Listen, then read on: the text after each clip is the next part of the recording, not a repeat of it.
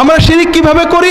আপনাদের গতকাল বলেছি, আমরা বারবার বোঝানোর চেষ্টা করি, আমাদের কলবের ভিতরে নির্ভরতা, ইবাদত, চাওয়া পাওয়ার জায়গায় আল্লাহ ছাড়া কেউ থাকবে না।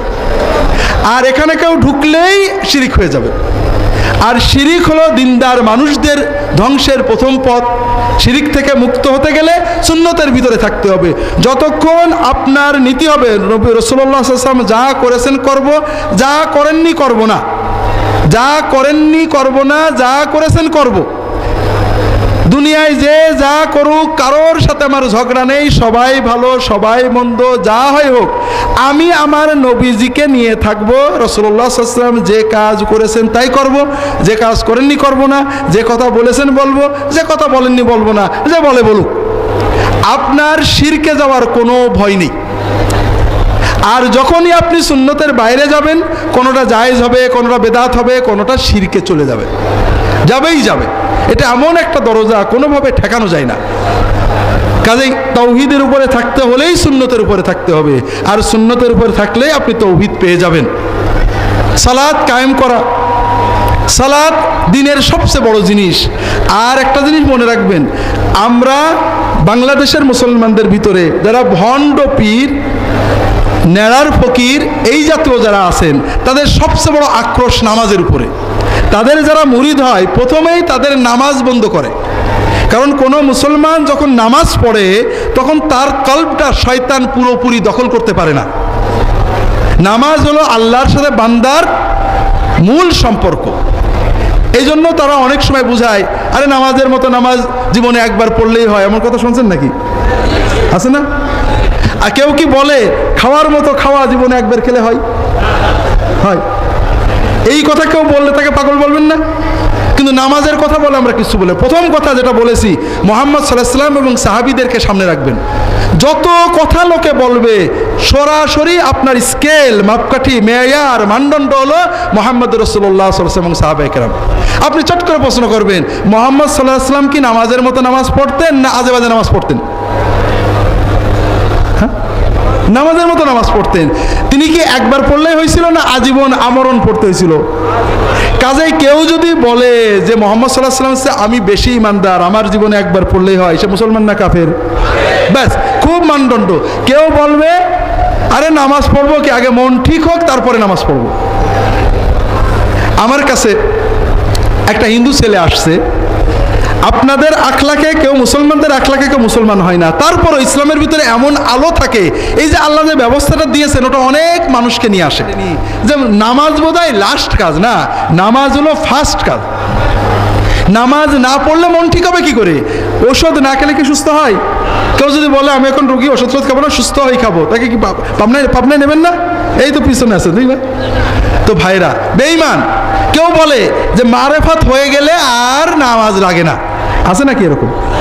আছে। প্রথম কথা বোঝেন, এই যে মারেফাতের গুরুত্ব দেওয়া, এটা রাসূলুল্লাহ সাল্লাল্লাহু আলাইহি ওয়াসাল্লাম কোরআন এবং হাদিসে নেই। কোরআন এবং হাদিস বলে ইহুদি, খ্রিস্টান, আবু জাহেল তাদেরও পুরো মারেফত ছিল। মারেফত কোনো খায়ের না। এই মারেফত যখন ইমানে যাবে, ইমান এবং এলেমে পরিণত হবে, তখন সেটা কল্যাণ।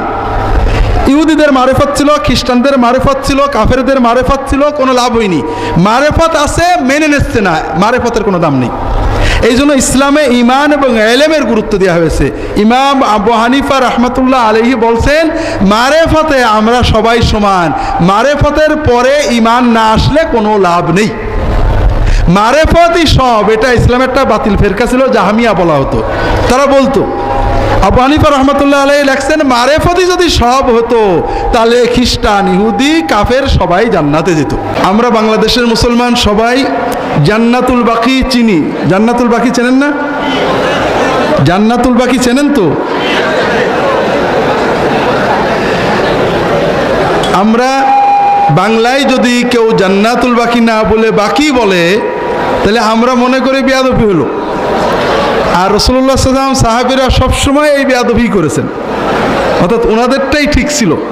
এটার নাম হলো বাকি অথবা বাকি উল গারকাদ। আপনারা আমাদের ইমামদের বই পড়েন, কোথাও জান্নাতুল বাকি লেখা নেই, সব জায়গায় বাকি। জার আল বাকি, জার আল বাকি, বাকি আল গারকাদ, আতাইতুল বাকি, আতা রাসূলুল্লাহ সাল্লাল্লাহু আলাইহি ওয়াসাল্লাম আল বাকি।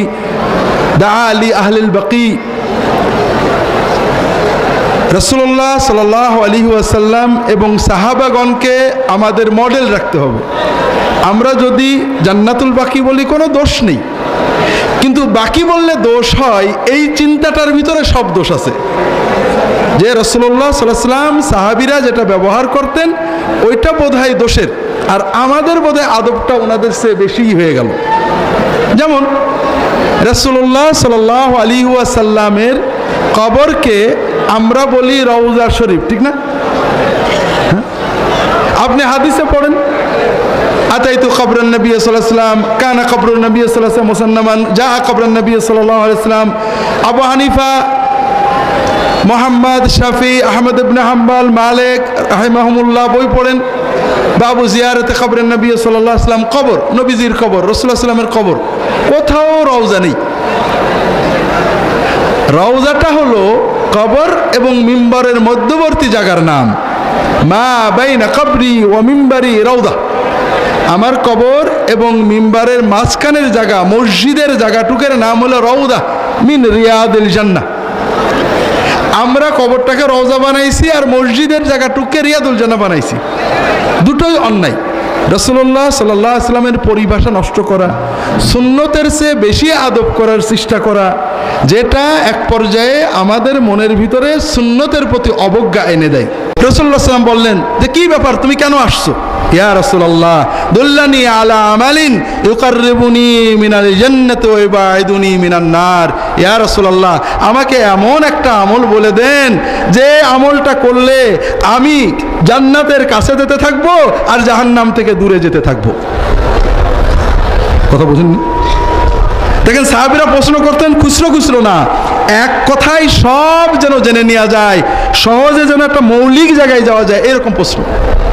রাসূলুল্লাহ সাল্লাল্লাহু আলাইহি ওয়াসাল্লাম ফারাফা রাসূলুল্লাহ নাযারাহু ইলাস সামাই ওয়া ক্বাল, রাসূলুল্লাহ আসমানের দিকে একটু তাকিয়ে বললেন, ইন কুনতা কাদ আওজাসতাস সুআল ফাকাদ আতওয়ালতাল মাকাল, তোমার প্রশ্নটা সংক্ষেপ কিন্তু কথা অনেক বড়। তা'বুদুল্লাহ ওয়া লা তুশরিকু বিহি শাইয়ান ওয়া তুকিমুস সালাত ওয়া তাহুজ্জাল বাইত ওয়া তাসুমা রমাদানা আদ্দিজ যাকাতাল মাফরুদা ওয়া আতিন নাস বিমা তুহিব্বু আন তা'তিয়াহুম বিহি ওয়া মা তাকরুহু লিনাফসিকা ফাদা'ন নাস আনহু। শোনো, এক কথায় যে কাজ করলে জান্নাতের দিকে যেতে থাকবে আর জাহান্নাম থেকে দূরে চলে যাবে, সেটা হলো আল্লাহর ইবাদত করবে, আল্লাহর সাথে কাউকে শরীক করবে না, শিরিক মুক্ত ইবাদত করবে আল্লাহর, সালাতটাকে কায়েম রাখবে, যাকাতটা দেবে, রোজা রাখবে, হজ করবে, আর এটা হলো দিনের আরকান, এগুলো করতে হবে। এগুলো ঠিকমতো করলেই তুমি জান্নাতে যেতে পারবে। খুব ভালো করে বোঝেন, আমরা এটা বুঝি না আল্লাহর দিন কত সহজ। আমরা অনেকে বোঝাতে চাই তুমি যতই নামাজ পড়ো, যতই রোজা করো, হজ করো, যাকাত করো, আমাদের এই লাইনে না আসলে কিচ্ছু হবে না। পীর সাহেবের মুরিল্লাহে জান্নাত পাবে না, রাজনীতিতে না গেলে জান্নাত পাবে না, তবলিগে না গেলে জান্নাত পাবে না। আর জান্নাত যেন আল্লাহ আমাদের কাছে বন্দুক রেখে দিয়েছে।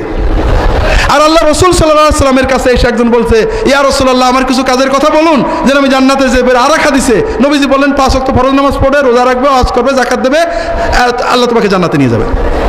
আল্লাহ রসুল বললেন কেউ যদি জান্নাতি মানুষ দেখতে যায়, ওই লোকটা কি বললো যে আপনি যে 5টা কথা বললেন আমি এইগুলো করবো, এর চেয়ে বেশিও করবো না, কম করবো না। নবীজি বললেন তুমি যদি ঠিক মতো রাখতে পারো তুমি জান্নাতেই যাবা। কথা বোঝেননি?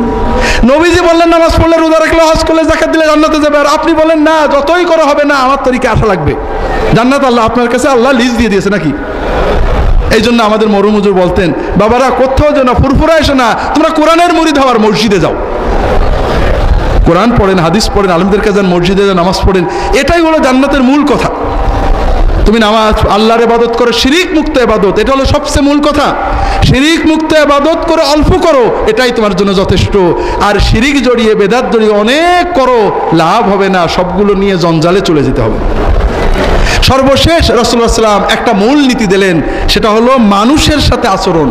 রাসূলুল্লাহ সাল্লাল্লাহু আলাইহি ওয়াসাল্লাম বললেন, তুমি মানুষ থেকে যেমন আচরণ চাও, তুমি যেটা চাও যে মানুষেরা তোমার সাথে করুক, তুমি তাদের সাথে ঠিক ওই রকম করো। কথা কি বুঝতে পেরেছেন? কথা বোঝেননি? অর্থাৎ তুমি কি চাও মানুষ তোমাকে সম্মান করুক, তোমার সাথে ভালো ব্যবহার করুক, তোমার ব্যাপারে সন্দেহ না করুক, তোমার কথাটা গ্রহণ করুক। ঠিক তুমি যখন কারোর সাথে আচরণ করবা, চিন্তা করো তুমি যদি ওইখানে হতে আর তোমার সাথে কেউ করতো, তাহলে তুমি কেমন মনে করতে? মানুষ তোমার সাথে যেমন আচরণ করুক তুমি প্রত্যাশা করো, তুমি ঠিক তেমন আচরণ মানুষদের সাথে করো।